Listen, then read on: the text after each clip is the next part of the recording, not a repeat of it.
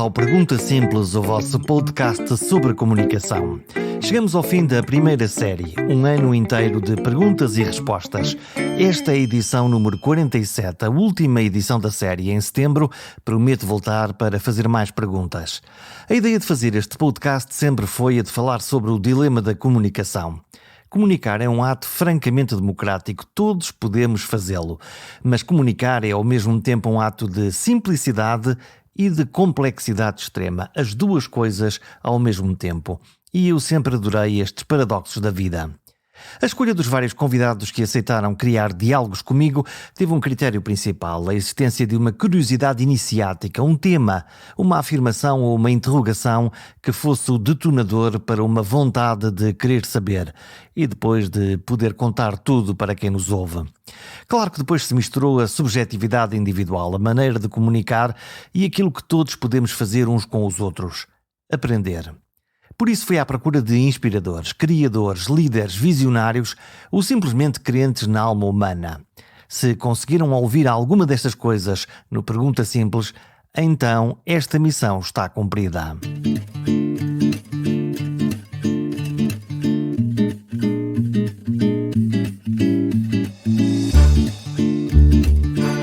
Escolhi a Anabela Mota Ribeiro para criar a edição de hoje. A Anabela é jornalista, tem centenas de entrevistas no currículo e é de uma curiosidade insaciável. Coincidimos na telefonia, na rádio pública, algures entre 2008 e 2010. Ela era correspondente em Londres, mas já a tinha descoberto muito antes do que isso, ao ler aquelas entrevistas lentas, escritas em revistas ou jornais de fim de semana, a pessoas cheias de coisas para contar.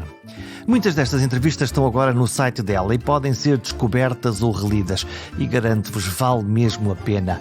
Ela não se esgota apenas na rádio ou nos jornais, fez recentemente um grande programa de televisão que vale a pena ser visto. Chama-se Os Filhos da Madrugada, com entrevistas a jovens nascidas por alturas do 25 de Abril. Mas esta conversa é principalmente sobre uma única coisa: a arte de perguntar.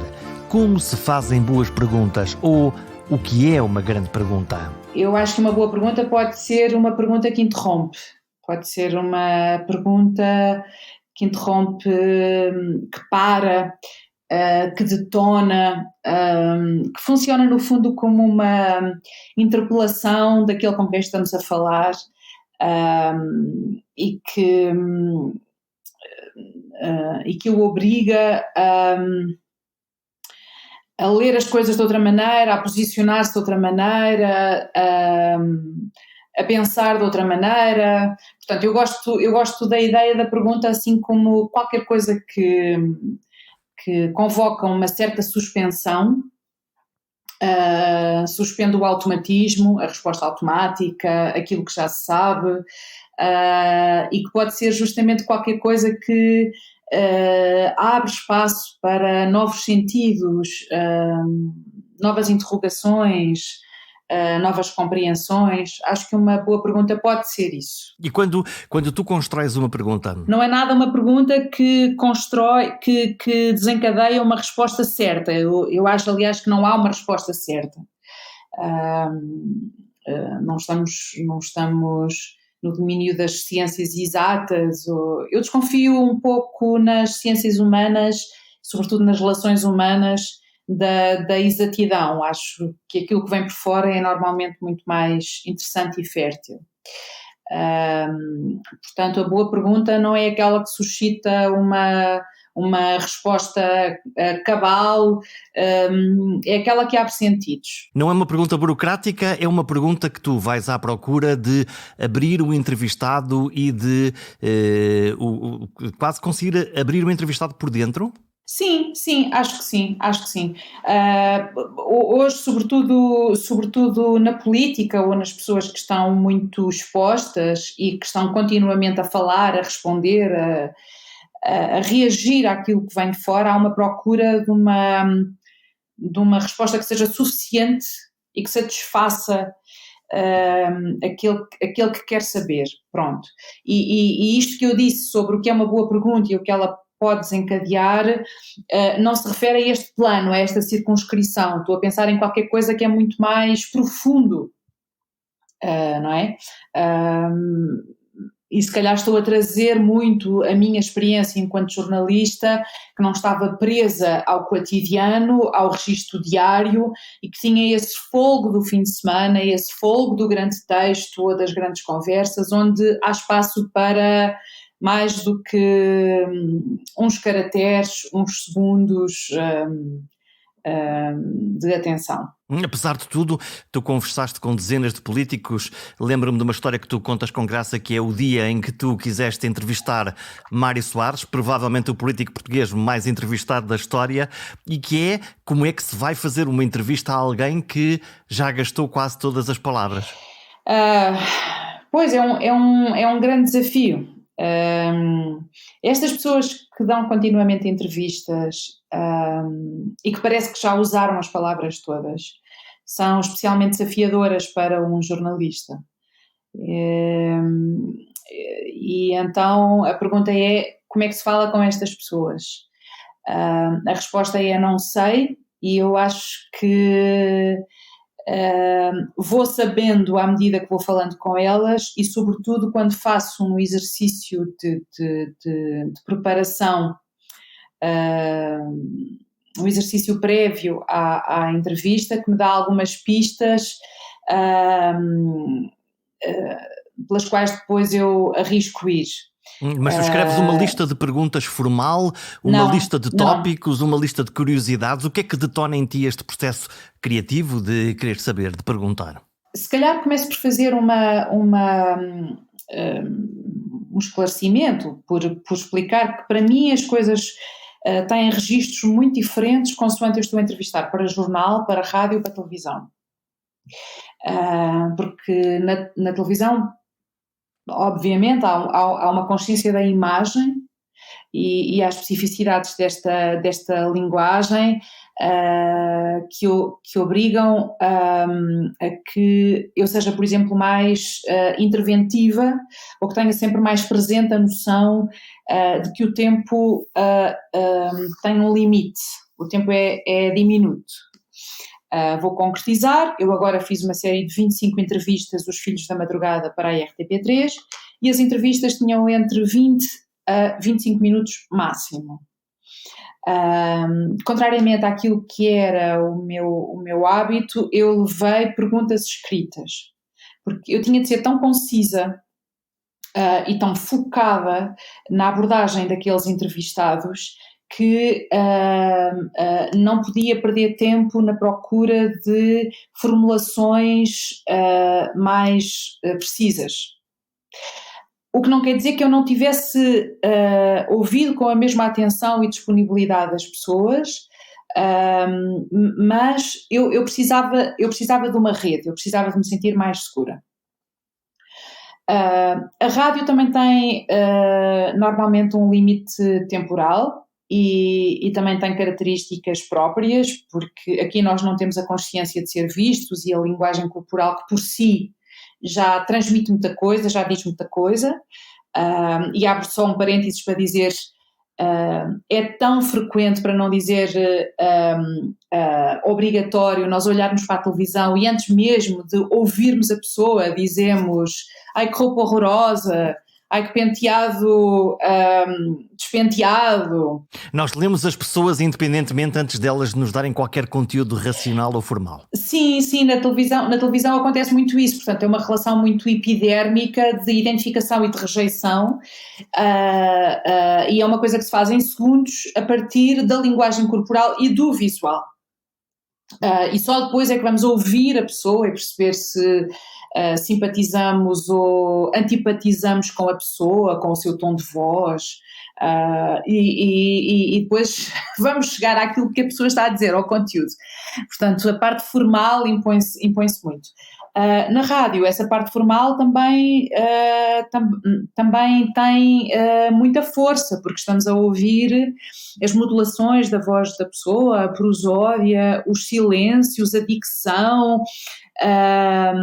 Estão-nos a falar ao nosso ouvido? Não, eu por acaso acho que até chegarmos ao falarmos ao nosso ouvido é outra coisa. Porque apesar da rádio viver, obviamente, da audição, esse é o sentido, uma voz traz muitas coisas consigo, não é? E a maneira como a pessoa constrói frases, comunica, se tem uma voz mais monocórdica, se repete demasiadas palavras, se fica muito pendurada, se é muito engraçadinha, tudo isso interfere muito na comunicação radiofónica. Eu tenho um especial carinho pela rádio e também uma atenção se calhar mais focada, mais apurada em relação à rádio do que em relação à televisão, por exemplo, porque eu fiz rádio muitos anos e foi por onde eu comecei. E também quando eu ouvia as entrevistas para transcrever, para jornal, eu ouvia-as nos headphones e são horas e horas e horas a ouvir as pessoas. Então eu acho que consigo captar muita coisa a partir da voz e a partir da audição. Quando se ouve nos headphones, e nós os dois estamos de headphones, mas as pessoas normalmente não ouvem com headphones. Bom, agora com os podcasts sim, não é? Mas... Ou então ouvem na coluna do carro, ou ouvem num sítio em casa, mas normalmente não ouvem não com estão headphones. A ouvir. Só que quando se ouve com headphones, há uma atenção, há uma predominância do som que parece que afasta os outros sentidos e tudo mais é um ruído, não é? Se tu fizeres o exercício de fechar os olhos e estás simplesmente a ouvir, todos os outros elementos que te chegam através dos olhos e que constituem um ruído muito, muito poderoso, desaparecem. E tu ficas muito mais encapsulado no som, na voz daquela pessoa. Pronto, e isso é muito poderoso, é muito interessante. E consegues ouvir daí, porque mesmo nas entrevistas que tu fizeste para jornais, e tu fizeste centenas de entrevistas, quando depois vais ouvi-las para desgravá-las, para as pessoas que não estão mais habituadas a isso, sim, normalmente as entrevistas são gravadas, tomamos notas e depois transcrevemos o que é que aquela pessoa diz antes de editar aquilo, que é uma trabalheira gigantesca. Tu depois consegues, quando estás a reouvir aquelas entrevistas ou quando estás a ver novamente uma entrevista que fizeste para a televisão, tu consegues ouvir coisas diferentes ou notar coisas que não tinhas percebido no exato momento? Sim. Até me acontece outra coisa, que é algum tempo depois eu leio a entrevista ou ouço ou vejo e digo, que interessante, não me lembrava nada que a pessoa tivesse usado estas palavras, ou eu mesma, e digo, eu normalmente não uso esta palavra, que interessante a minha cabeça ter ido para aquele lado. É como se eu me estivesse a ver de fora, não é? E quando eu estou a fazer a entrevista eu estou muito concentrada. Há uma coisa que me interessa muito neste diálogo humano. A entrevista é de alguma maneira uma formalização do diálogo humano, a entrevista versus conversa, que é, então e a química? Como é que se consegue uma boa química, se é que se consegue sempre, com alguém com quem tu estás a conversar, para que haja um veludo quase naquela conversa, que haja uma dança, sei lá, alguma dinâmica que apareça ali, que não pareça duas pessoas cada uma a falar para o seu lado? Eu acho que desconfio um bocadinho da palavra química, mas gostaria de ir atrás, porque tu disseste entrevista versus conversa. E também disseste que a entrevista pode ser uma formalização do diálogo humano, da conversa que nós mantemos uns com os outros. Sentes isso? Não, eu faço uma grande separação entre o que é a entrevista e o que é a conversa. Ainda que as minhas entrevistas pareçam uma conversa, no sentido de haver uma fluidez e um veludo, uma dança, para usar as tuas palavras, eu tento não perder de vista que uma entrevista não é uma conversa, isto é, que os nossos papéis não se confundem. Eu sou entrevistadora, eu sou jornalista e a outra pessoa, o meu interlocutor, é o entrevistado. Ele é que é o centro. Eu estou a fazer-lhe uma entrevista para que outras pessoas cheguem a saber qualquer coisa sobre o que ele está a fazer sobre quem ele é. Portanto, no fundo, tu apagas-te um bocadinho, constróis uma narrativa em forma de perguntas, mas na realidade o teu objetivo é mostrar o teu entrevistado desaparecendo e mostrando o mais que puderes àqueles que estão a ver, a ouvir ou a percepcionar esta entrevista, ou esta conversa, ou o que for. Quanto mais eu desaparecer, eu, jornalista, desaparecer, eu acho que mais bem sucedida é a entrevista. Porque eu não sou o centro daquela conversa, daquela interação. Eu disse conversa e queria ter dito interação. Nós quando marcamos esta entrevista e quando eu pensei, e vamos falar do casting também dos entrevistados, como é que se escolhe um bom entrevistado, porque daí depende também muito das boas conversas. Confesso desde já a minha profunda inveja quando vejo que entrevistaste pessoas como Coimbra de Matos, o pai da psicanálise portuguesa. Eu infelizmente não fui a tempo de ter esta conversa. Quando te encontras com pessoas deste tamanho, maior que nós, se eu posso usar a expressão, como é que isso se faz? Como é que tu consegues nivelar essa relação? Se é que queres fazê-lo, se calhar não. Eu tento fazer descer a pessoa do pedestal. Eu entrevisto muitas pessoas que eu admiro muito, outras que não admiro tanto, umas de quem eu gosto, ou seja, por quem tenho simpatia, outras não, mas eu tento que isso não interfira na maneira como eu abordo o entrevistado. Lá está, eu tento desaparecer o mais possível. Quem eu sou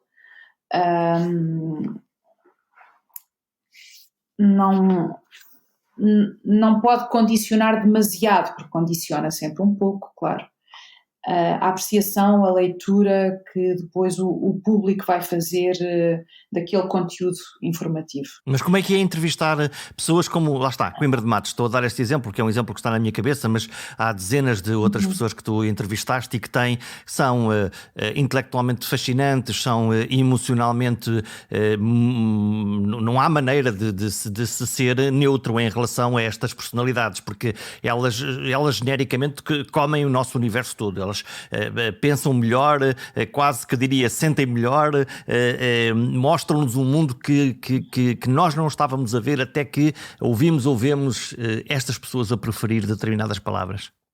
Eu tenho dito, quando falo de entrevista, que foi muito importante para mim aprender que admiração é uma coisa, ser um bom entrevistado é outra. Há pessoas que eu admiro porque, vamos supor, um escritor que eu admiro e que eu acho que é um grande escritor, ou um cantor que é um grande cantor, e eu gosto imenso de o ouvir. Tenho admiração por ele. Resumamos assim. Essa pessoa pode não ser interessante ou um bom entrevistado. E isso frustra-te? Não, claro que não. Claro que não. Há pessoas que são mais interessantes ou que têm um percurso fascinante e depois a concretização do seu objeto artístico não me seduz tanto assim.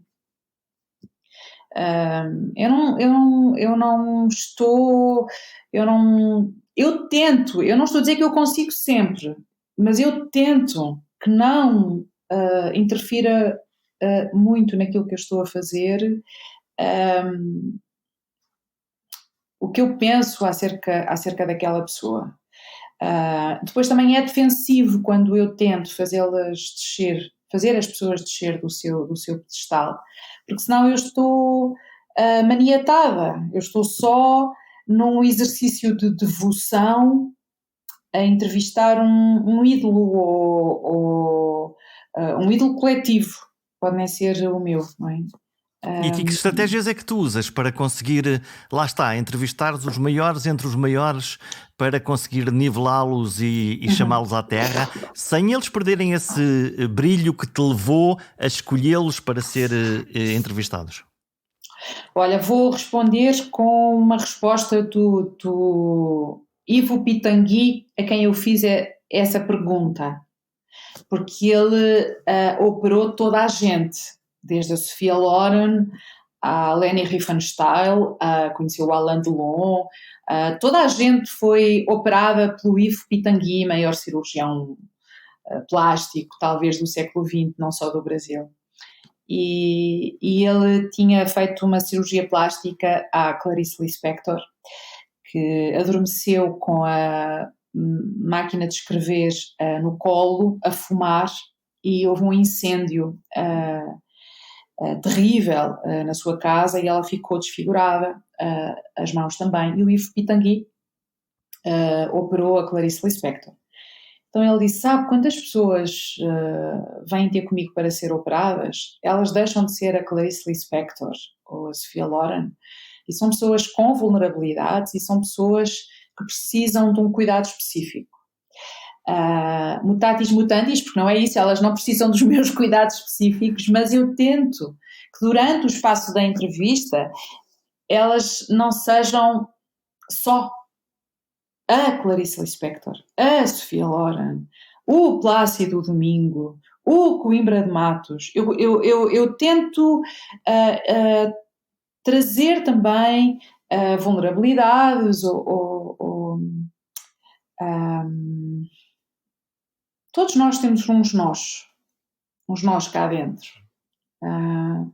E essa clivagem que tantas vezes é muito vincada entre a persona pública, aquela que é admirada, e depois o perfil íntimo de cada sujeito, com as suas vulnerabilidades, com os seus nós, é uma coisa que eu tento também trazer para a entrevista. É essa a tua arte? É conseguir que as pessoas aceitem de bom grado não só partilhar esses nós, mas fazer uma reflexão sobre a condição humana? Eu tento que as pessoas façam essa partilha e essa reflexão, nem sempre consigo, mas o Coimbra de Matos que tu trouxeste, a primeira vez que o entrevistei, ele falou da sua infância,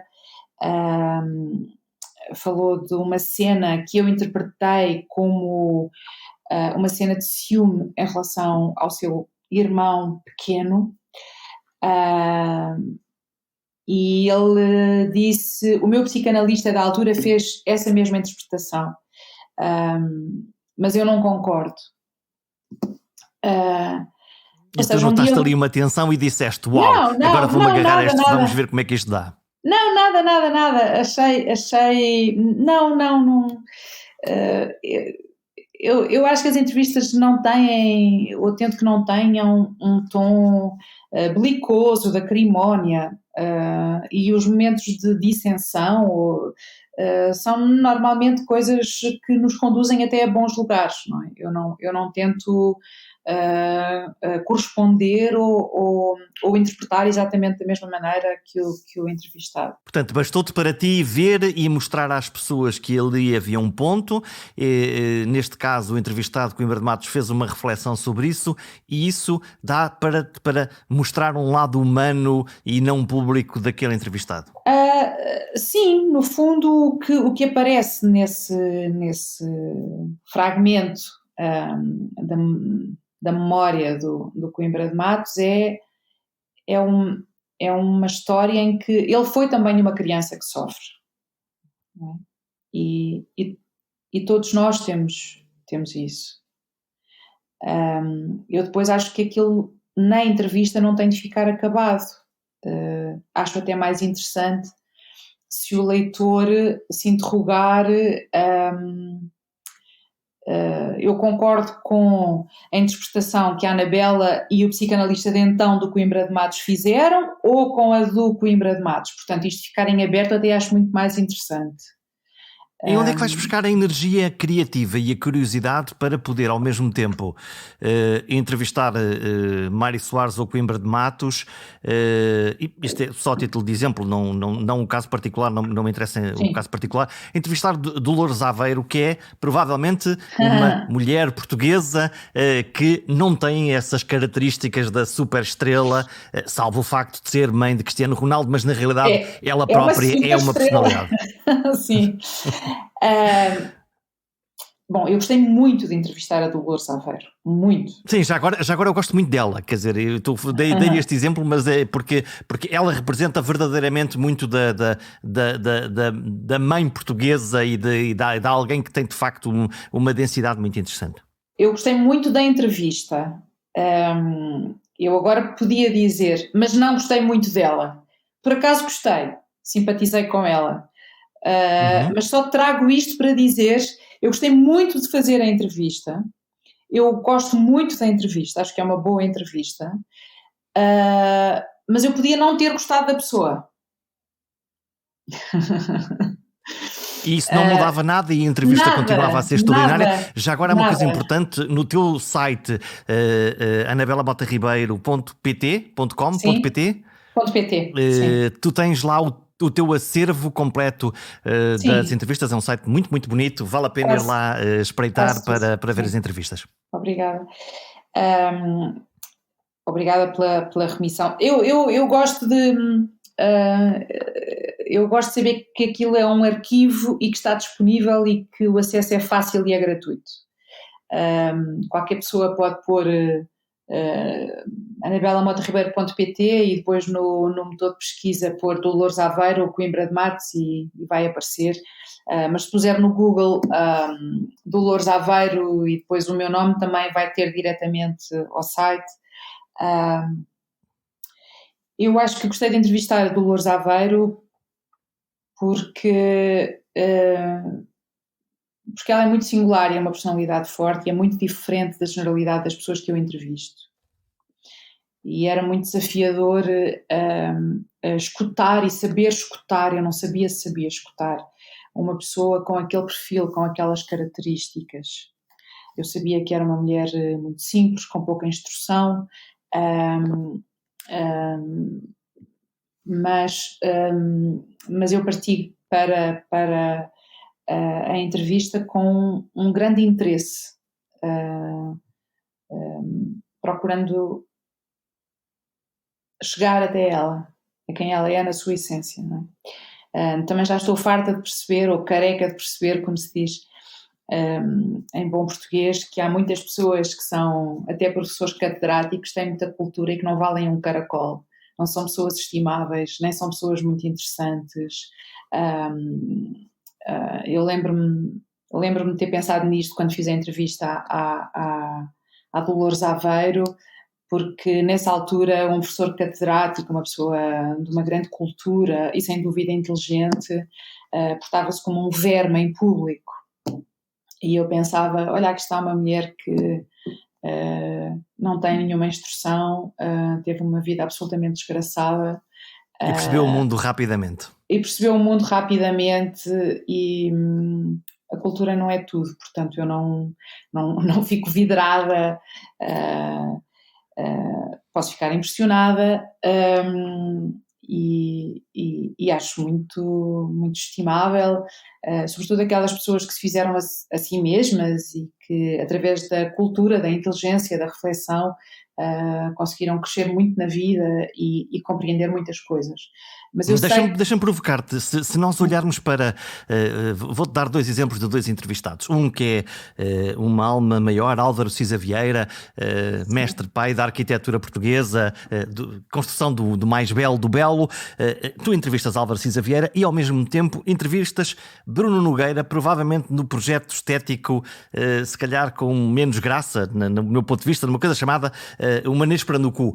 Que é, eu acho imensa graça. Vai do céu ao inferno? O que é isto? Eu acho imensa graça. Porquê? Porque é uma provocação? Não porque tem graça. E bom, a graça não se compreende ou não se justifica. Ou achas graça ou não achas graça. mas eu sou muito fã do Bruno Nogueira e eu chorava a rir com a Manespra no cu. É assim um disparate total, é assim um nonsense. E não podemos ficar apenas no céu, nessa seriedade, nesse rigor absoluto, nessa depuração, não, eu tenho uma amiga que dizia que eu nas redes sociais sou muito séria, só publico umas coisas muito sérias e sim, se calhar ela tem razão, mas eu tenho uma propensão para o disparate e para gostar do disparate também. Pronto, e portanto achava uma graça ao Manespra no cu imensa. Não. É claramente um conteúdo com bolinha, mas é muito da Mas nós não exploração somos do... monocórdicos, ninguém é essa pessoa que só gosta do Cisa E tu Vieira. gostas dessa paleta inteira? Gosto. Então, e como é que tu imaginas a tua audiência que está habituada a ouvir-te entrevistar, lá está, gente séria, inteligente e que acrescenta coisas intelectualmente superlativas, e tu subitamente dizes, pois é, mas é que o menu de hoje é uma coisa completamente radical e é o disparate humano na sua mais extraordinária glória. Sim, e poderia juntar, e vocês não acham graça? E vocês não se riem também? Que seria uma... Não, é muito cansativo ser tão sério. Assim, Parece-me bem. Olha, falamos aqui de figuras maiores, mas tu tiveste um projeto, para mim um desafio completo, que é entrevistar durante 20 minutos, 25 miúdos, malta do 25 de Abril, a ideia dos jovens do 25 de Abril, filhos da madrugada. Zeca Afonso está aqui pleno. Há pessoas, obviamente, Gisela João, por exemplo, extraordinária. Os vários são muito interessantes. Isto aparece como pretexto depois de tu teres entrevistado no CCB velhos, se me permites, agora Sim. novos. Como é que é? Como é que está? Podemos fazer uma comparação entre gerações. O que é que tu ouviste desta gente nova? Eu acho que poderia resumir assim numa linha que estas pessoas que eu entrevistei, estes velhos, eu não tenho medo da palavra, nem acho que ela seja ofensiva, que eu entrevistei no CCB, num ciclo chamado Quase Toda uma Vida, no qual entrevistei pessoas com mais de 75 anos, das mais diferentes áreas. E aquilo que eu percebi que era dominante nestas pessoas, estruturante de quem são e da sua formação, foi ter crescido numa ditadura. E isso está lá na memória e na linguagem. Isso está lá em tudo, até na relação com a sexualidade. Tudo ser uma limitação, uma castração, um dever ser, não se poder falar, não se poder dizer o que se sente. Ter um Sendo que foram estas pessoas que de facto fizeram o 25 de Abril em parte, quer dizer, que o pensaram, que o desejaram, que o realizaram, mas o que tu estás a dizer é que em termos de constituição da maneira de ser e de pensar, eles estruturalmente estão mais tolhidos dessa limitação? Estão tolhidos, é uma boa palavra, estão tolhidos. Que há qualquer coisa naquelas pessoas que... foi tolhido. Vou contar um caso que é bastante elucidativo. A Maria Belo, psicanalista, cresceu numa família burguesa e o perfil das meninas das famílias burguesas daquele tempo era estudar, fazer um curso para serem educadoras de infância, e depois iriam casar-se e ser mães de família e ter filhos e reproduzir a sua família de origem e a sua condição social de origem. E a Maria Belo foi depois estudar para a Bélgica, foi estudar psicologia e quando começou a fazer psicanálise contou no CCB que passava sessões inteiras sem conseguir abrir a boca. E a seguir chegava à casa e escrevia tudo aquilo que não tinha sido capaz de dizer. E ela demorou tempo a perceber que isto era uma cultura do silêncio, do Portugal de então, mas também daquele meio social. A pessoa não diz o que sente, a pessoa não exprime quem é. Isto é eloquente. Este episódio é extraordinário, diz muita coisa. Ela disse: eu demorei muito tempo para ser capaz de falar, mesmo num contexto como o da relação íntima com o psicanalista. Tu tens uma experiência pessoal, não sei o que é que queres, ou se queres partilhar alguma coisa, tu também és uma fã da psicanálise e desta eu faço ideia psicanálise. Sim, eu acho que toda a gente devia fazer psicanálise. Devia ser como na Argentina, onde toda a gente faz psicanálise. Eu acho que esta interlocução com o outro, no contexto da psicanálise, e que serve para que é quê? distinta, eu acho que, serve, se isto tem de servir, e eu não gosto muito deste verbo neste contexto. Mas eu mudo a pergunta, para que é que te é útil? Sim, serve, agora vou voltar atrás, para viver melhor comigo e com o mundo. Acho que é isso. É uma forma de te apaziguares. Olha, vamos olhar para as entrevistas dos Filhos da Madrugada. Vão ver, Sim. É obrigatório ver, porque as entrevistas são extraordinárias. Minha percepção, estes entrevistados são desempoeirados, não têm medo do mundo, são muito bons a fazer o que fazem, mas principalmente têm uma ideia muito criativa de si próprios e de possibilidade de eu vou me inscrever no mundo e quem gostar gosta, quem não gostar não gosta. Portanto, estamos de um lado com os velhos do CCB, tolhidos, e aquilo que é numa linha constante nesta geração nascida pós-74 é: eu posso escolher. Eu acho que a palavra escolha foi dominante nas 25 entrevistas. É a liberdade. Eu posso escolher a liberdade. A liberdade. No fundo, tudo pode ser subsumido na palavra liberdade. Foi muito desafiador e foi um exercício incrível para mim ouvir estas pessoas, até porque normalmente os meus entrevistados são pessoas consagradas, que se distinguiram no espaço público, e portanto ouvir miúdos, quer dizer, a Neni nasceu em 2002, e ouvir tantas pessoas que até podiam ser meus filhos, que nasciam em 71, e de um modo estrito eu não caberia no programa, apesar de me considerar uma filha da madrugada, porque eu não tenho consciência de mim em ditadura, não é? Se eu nasci em 71, obviamente quando eu começo a ter memória e identidade, a lembrar-me de mim, já estou em democracia. Mas foi muito interessante ouvir estas pessoas. Foi primeiro desafiador encontrar um grupo de 25 que fosse muito diversificado, muito plural. Como é que fizeste o casting disso? Eu dediquei muito tempo, hesito em usar esta palavra porque tudo isto aconteceu em poucas semanas. Desde que eu tive a ideia, apresentei ao António José Teixeira, contactei as pessoas e começámos a gravar e começou a emissão, foram poucas semanas. Foi mesmo uma operação montada em tempo recorde. Mas eu pensei que, obviamente, sendo eu feminista e defensora das cotas, pelo menos metade teriam de ser mulheres, e são mais mulheres do que homens.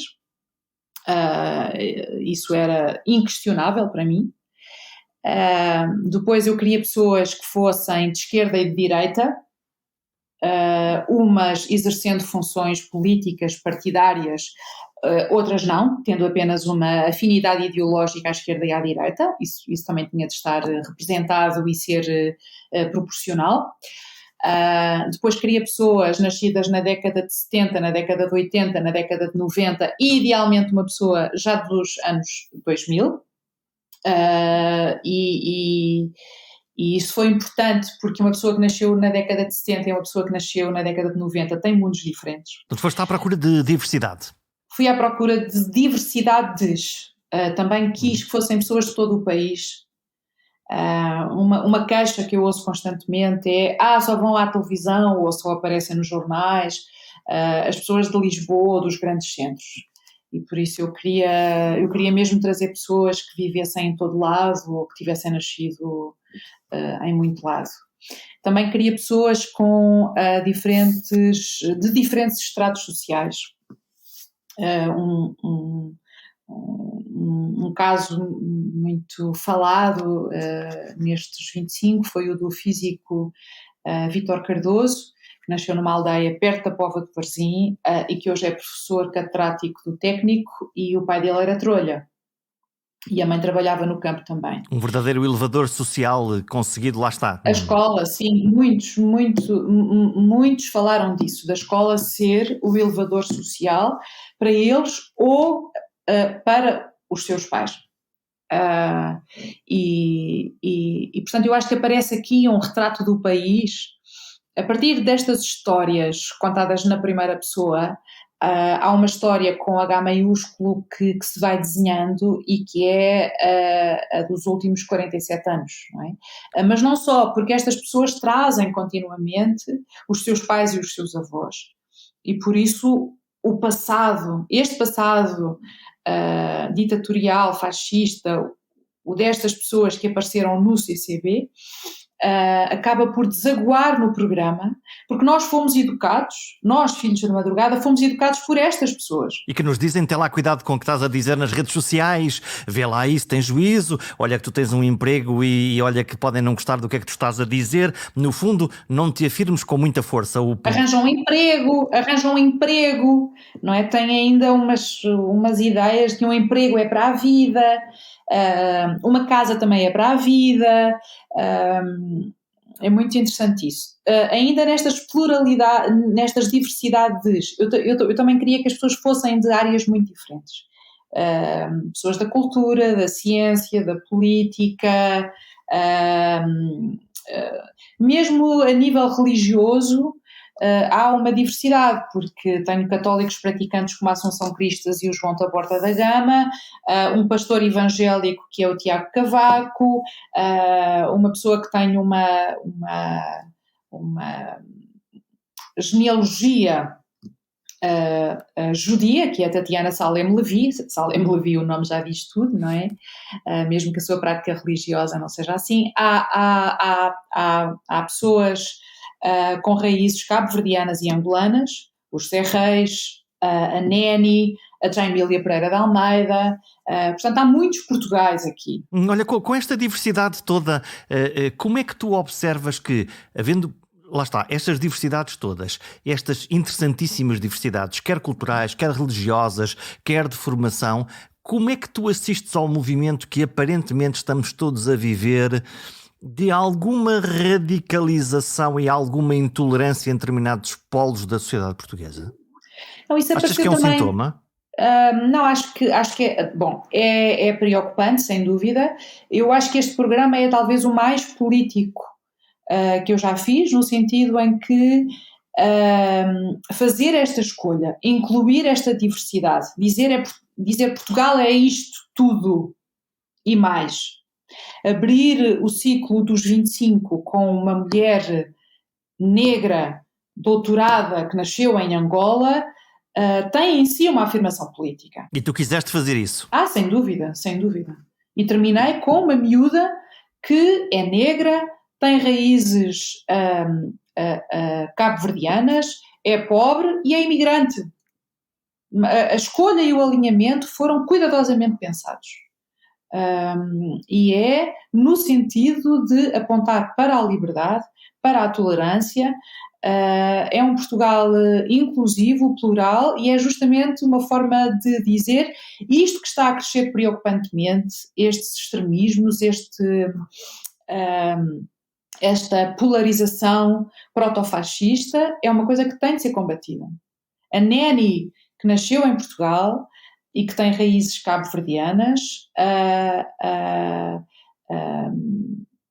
a Tatiana Salem Levi, que nasceu em Portugal e que é brasileira, é tão portuguesa quanto eu. Não há portugueses de primeira e portugueses de segunda. Estamos praticamente a fechar a nossa conversa. Não posso deixar de te perguntar como é que viveste estes tempos de Covid? O que é que sobra algum peso dentro de ti? Achas que já nos livramos disto de vez? Ou ainda estás a ver o que é que isto está? Aproveitaste este tempo ou foi doloroso para ti? Bom, foi dolorosíssimo, como foi para toda a gente, mas foi também um período de aprendizagem. eu acho que se passou muita coisa dentro de cada um, dentro da casa de cada um, dentro da família de cada um. Estou muito preocupada com a saúde mental do coletivo, porque acho que isto Vamos viver uma ressaca todos, não vamos? Eu acho que sim, acho que é muito importante nós percebermos que qualquer coisa de muito grave se passou, não passou ainda, mas já não estamos na mesma situação, obviamente, e vamos ter de saber lidar com isto e reconstituirmos. É assim como um vaso que se partiu, que se estilhaçou e agora temos de colar cacos e de perceber onde é que fica cada caco. Eu estou vacinada, já tenho as 2 doses e... Somos 2, podemos já fazer um apelo de sim, que façam favor de se protegerem sim, e de se vacinarem. Viva a vacina, viva o Serviço Nacional de Saúde, com todos os defeitos, não sei o que é que teria sido de nós sem o Serviço Nacional de Saúde, sem o Estado Social. Se as pessoas tiverem dúvidas da importância disto, é só olhar para o que aconteceu no Brasil enfim, não temos tempo para ir por aí fora, mas sim, de facto, eu apelo à vacinação, e aos cuidados, continuo a ter cuidados, porque não tenho nada a impressão de que isto tenha sido um pesadelo que acabou. Acho que isto deixou muitas marcas a todos os níveis e até ao nível da saúde pública é ainda um foco de preocupação, portanto acho que temos de continuar a ter muitos cuidados. E portanto agora os Filhos da Madrugada foi o primeiro trabalho em muito tempo fora de casa. Vou agora fazer outros trabalhos e outras coisas, mas estou como toda a gente, no fundo, a perceber o que é possível fazer, como é que me reorganizo, como é que me reconstituo, e é um tempo que ainda não acabou. É isso. O tempo é de recuperação e de reconstituição individual e coletiva. Como aqui falamos de comunicação, essa reconstrução passa por novos consensos e o diálogo permanente connosco e com os outros ajuda a recriar uma nova forma de reinterpretar o mundo. Em setembro, o Pergunta Simples volta para uma nova série semanal. Aproveitem o tempo de férias para descansar e para ouvir algumas das conversas que ficaram perdidas no tempo. E se gostam deste programa, falem dele aos vossos amigos. Eu sou o Jorge Correia e assino este perguntasimples.com.